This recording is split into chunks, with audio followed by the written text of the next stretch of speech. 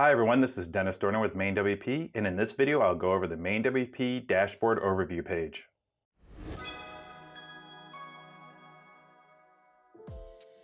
This is the overview page that you see when you log into your MainWP dashboard.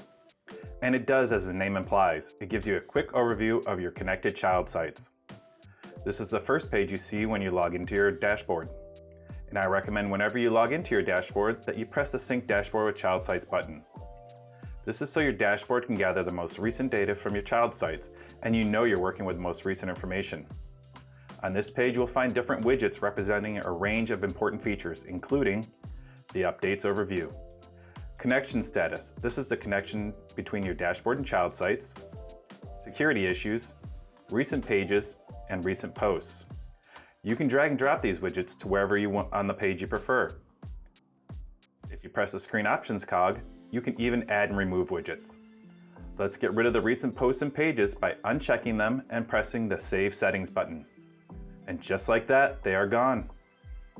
To return them, just reverse the process and they are back. Press the cog icon again and you can turn the page from 2 columns to 3 depending on how you want to view your page. If you want to start over again, just go back to the cog and press the Reset Page, then Yes Proceed, and the page is back to its default state. And that is the MainWP Dashboard Overview page. If you like this video, press the like button. It's a big help for the channel. If you have a question about this tutorial or an idea for a future tutorial, leave a message in the comments and we'll be sure to take a look at it. Again, I'm Dennis and I'll see you in the next MainWP video.